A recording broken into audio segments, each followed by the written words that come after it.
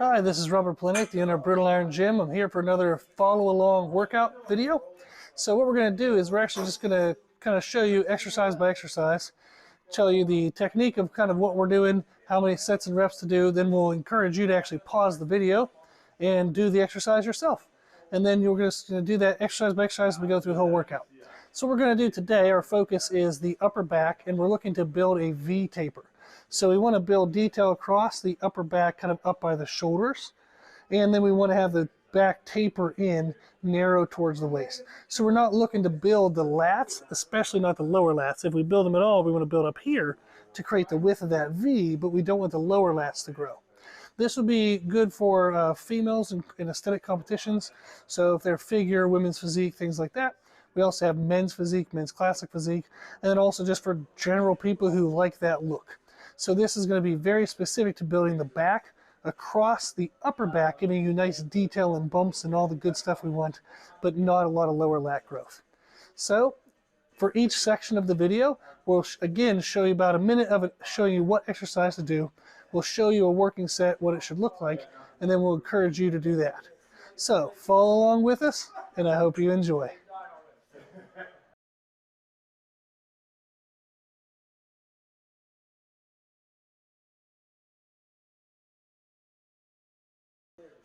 Okay, we're here for exercise number 1, and it's actually going to be a pairing. We're going to do 2 exercises. I'm going to cheat a little bit. So we have our rope grip attached to our cable stack, and then what I'm going to be doing is I'm going to be stepping back with the rope and doing what's called a face pull, which works kind of the upper back, warms up the back side of the shoulders, works on shoulder positioning, really helps kind of warm up the upper back and the shoulder joints for our big heavy lifts. We're going to superset that with straight arm pull downs. And now straight arm pull down, I know my arms locked out, they're slightly bent, but I'll be pulling the thing down towards my waist. Now this targets the lats, it does. It targets the upper lats, but it's under a lighter weight load. So this isn't as heavy as, you know, big heavy rows or things like that that might target the lower lat. This is a lighter way to target that area. So you can get some growth effect, some strengthening effect, but you're not going to worry about getting too much thickness down in the bottom part of the lat. Okay, so let's get into it. So the first exercise is a face pull. Now, when you grab the rope, instead of grabbing with your whole hand, let your pointer finger kind of be extended or on the other side of the rope, rather than grabbing like this. Because if we grab the rope with our whole hand, and then we try to do this exercise, our wrists get kind of like kinked a little bit, so it kind of bent, it's uncomfortable. So if we let our pointer finger go, that lets it go over, that lets it be a little easier on the wrist. So I'm going to be pulling this. This is called a face pull because I'm actually pulling the rope towards my face. So I'm literally trying to pull, like I'm going to touch my nose with the rope. Now, in this movement, I want to let my shoulder blades stretch apart when I come forward, and then I'm going to squeeze my shoulder blades together when I come back. So we want a lot of movement in the shoulder blade, and that really helps us warm up that area. And this helps us build our rear delts, helps us, again, like we said, blood flow through all the joints, and get good preparation into the movement. So for this, we're going to be looking for 10 to 14 reps. I did not count, but you will. So you're looking for something that's very challenging for 10 to 14 reps. If you can't even do 10 reps, it's too heavy. If you can do more than 14, it's too light. So 10 to 14 reps. Then we're going to go right into, now you can change the weight if you need to, but what you do now is we move into a straight arm pull down. I'm going to lean slightly forward, and I'm pulling the rope where my hands come down towards my thighs, and I'm pausing. And what you'll feel in this position is your lats up under your armpit have to grab that tension. So that's what we're looking for.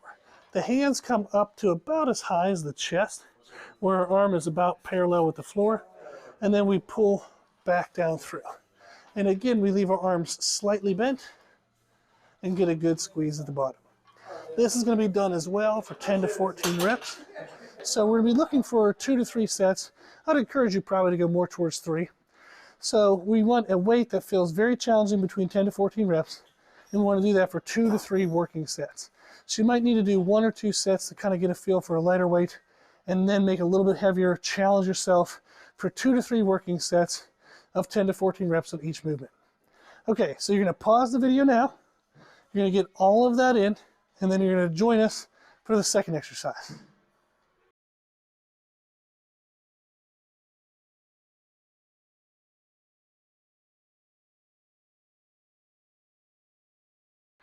Okay, so now we have exercise number 2. What we're going to be doing here is a chest supported row. So this is our variation of a chest supported row. You can pick any chest supported row variation that you have access to, but the idea of having a chest support is that you can't really use a lot of body momentum to throw around the heavy weight. So we did the face pulls, we did the cable straight arm pull downs, that helped kind of prepare our back. We're now going to use the chest support to do kind of like an isolative variation of a row to where we know there's not a lot of help from anything else. Then our third exercise is actually going to be a heavy cable row where we do call upon some other muscles to maybe help out, kind of push the back further into damage. But on this one, we want to be super strict. So our goal on this is going to be sets of 8 to 12. Again, if the weight you're using, you can't even do 8, it's too heavy, make it lighter. If you can do 12 and you think you could have done more, you need to make it lighter. So I'm going to go ahead and show you the variation here. What we're going to be doing is an overhand grip. And we want to have it to where when you're at the kind of most rowed position, your hand and your elbow are kind of right in line. You don't want your hand inside your elbow or the hand's wider. It's almost like the forearm is going to be pointing like straight down to the ground or straight ahead if you're in a seated variation. So I'll show you a set. Now, actually, let me peek and give you a sneak peek of this. I actually have a foot pad down here, an elevation of a foot pad. You can't see because it's black. But instead of having my feet on this silver bar here, where normally your body would be in a straight line, I like using a foot pad because it disperses more of my body weight into my legs, and then I don't feel so much pressure on my belly and my chest. So that's a little bit of a variation if you have any issues with pressure in your chest or belly, is just having your feet on the ground on something stable. You're still giving most of your body weight to the chest pad, but not all of your weight. So it makes it a little more bearable. Okay, so we'll try for a set of 8 to 12.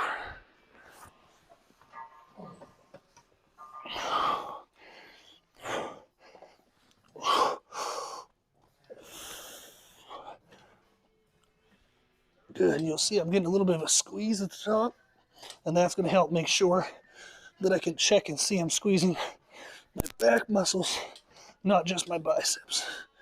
So the shoulder blades are going to pull apart, then they squeeze, pull apart, and squeeze. Get a couple more.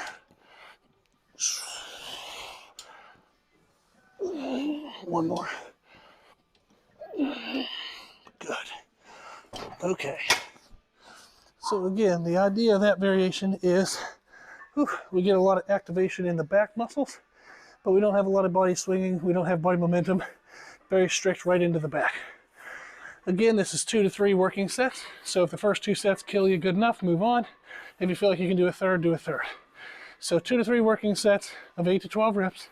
So do a set or 2 to kind of practice it, feel the weight you might want, and then get your 2 to 3 hard working sets in. So pause the video now, get all that done, and then come back for exercise number 3.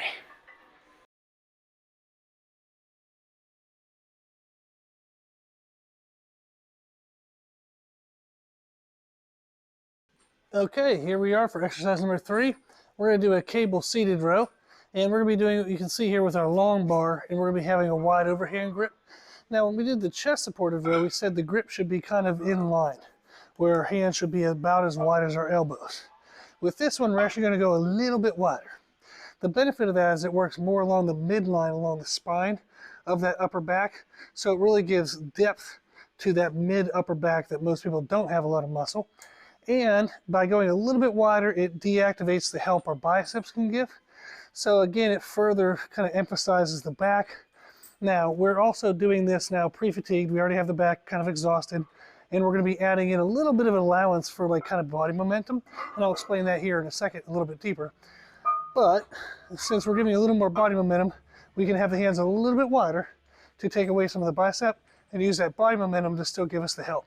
So rather than getting assistance from our bicep, which could take away from the growth, we're going to take that assistance away, use a little bit of body English to get the contraction, but we'll still have to control the eccentric, the extension of the muscle under load. And that's actually when you get a significant amount of damage. So if you only ever worry about the contractions and you don't pay attention to the extension under weight, then you're missing a huge component of bodybuilding. So you want to make sure that not only are you controlling the contraction, but you're controlling the eccentric, the extension as well. Okay, so this one is going to be our heavy one for the day. It's sets of 6 to 10 reps. So that's going to be our goal. Again, if the weight you're using, you can't even get 6, it's too heavy, make it lighter. If you can get 10 and you believe you could have done more, then you need to go heavy. By only doing 2 or 3 working sets in these workouts, that is a must that you're getting the most from each of those sets. We care more about quality than quantity. So we want to make sure that we're getting the heaviest weights we can manage in that 6 to 10 rep range. Okay, so for cable seated rows, where most people make their mistake is when they're loaded and their feet are in place. They'll kind of swing their whole upper body. We don't want to do that. We want to keep our trunk, kind of the base of our trunk, from our ribs to our hips in one place. And then from there, if I need to have my shoulders extend, and then I can kind of drive back with an arch and then pull with my elbow, but this part of me should never move. So if I keep my hand here, you can see how I can extend, arch and drive, extend, arch and drive, but I'm not letting my torso kind of change position. So I'll do a set of somewhere between 6 and 10, and you can get an idea of what it should look like. Okay, so load it into position.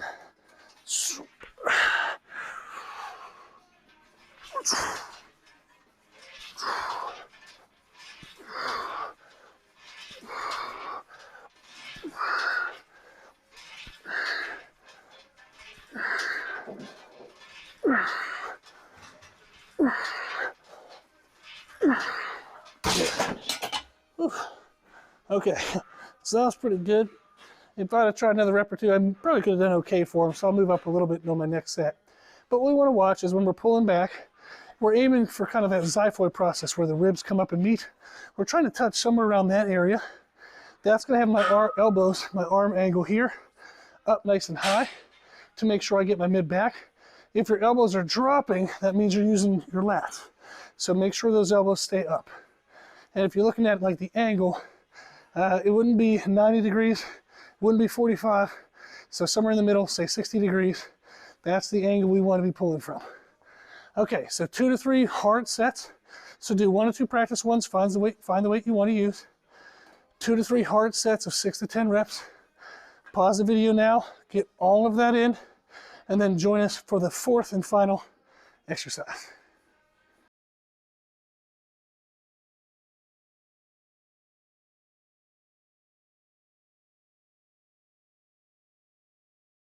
Okay, we're back for exercise number 4. So what we're going to do, you can see behind me, is our like assisted pull-up machine. So you can do body weight and actually add weight to yourself with a dip belt if you'd like. And our rep ranges for this final exercise are going to be kind of like a larger window. We're going to do 2 to 3 sets for either 3 to 6 reps if your goal is really wanting to focus on strength in the back and try to like build up your ability to be able to do pull-ups. If you struggle doing pull-ups, it's better to stay in that kind of 3 to 6 range to build up strength. If you have decent level of strength for pull-ups and or you just want to focus more so on muscle building, not worry about the strength part, then we're going to aim for kind of the 6 to 10 rep range. Now, it doesn't matter if you do an assisted variation or you can do, like what I said, body weight, you can do weighted. We just want to do a wide overhand grip. Again, that's going to target that upper lat into the armpit, not worry about hitting the lower lat too hard. And then also, we have a unique pull down machine. My dad and I actually built this ourselves.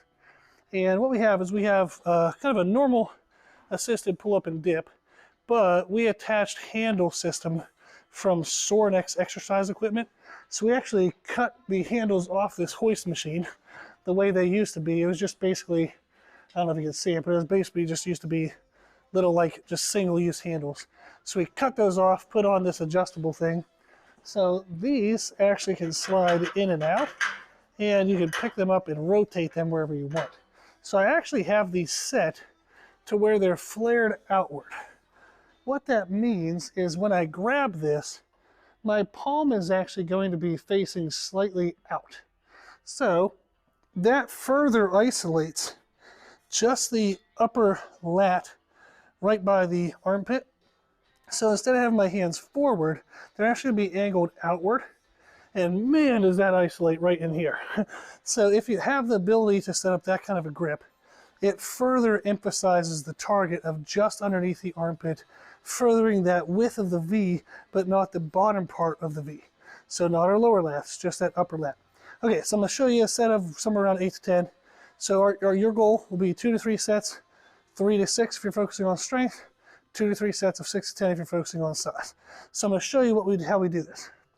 So the main focus we want is to make sure while we're doing this that we're getting a full extension at the bottom. You want to let your lats come to a full stretch.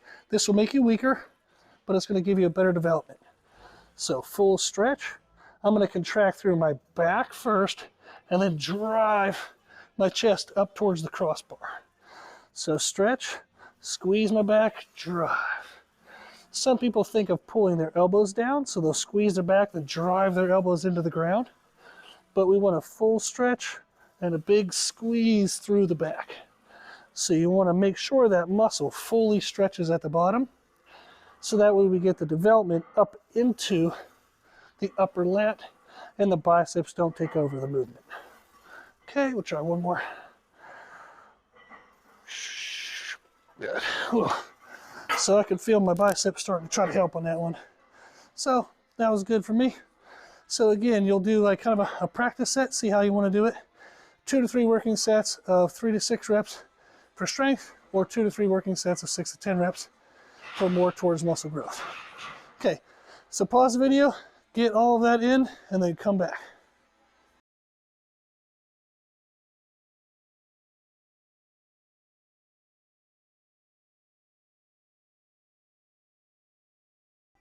Okay, so that's the whole workout. So again, that was upper back to develop a V taper. So we built a lot of muscle across the upper back, but we kind of left the lower lats alone. That way it gets us all the muscly bump details we want, good width to our shoulders, but it then tapers in towards the waist. Cool. So hopefully you enjoyed that. Thank you for watching the video. Thank you for following along and getting a great workout in. If you like this, let us know. You can reach out at our email, brutalirongym@gmail.com. You can also click like on whatever social media platform you're seeing this video on, whether it's YouTube or Instagram or elsewhere. So let us know. If you have any questions, if you have any suggestions for future videos, just reach out. We're always here. We're always happy to help. We also have a daily podcast you can check out. It's free. You can check out it on any podcast platform under the name Brutal Iron Gym. We have over 880 some podcasts, 98,000 downloads. So lots of awesome information, and it's completely listener driven. So you send in whatever question you want, we'll answer it in a podcast. If you have any suggestions for these videos, we'll then make a video for you. We're here to help, and we're happy to help. So thank you again for watching. If you need anything at all, again, our email is brutalirongym@gmail.com. Our website is www.brutalirongym.com. So I hope you enjoyed this, and thank you for watching.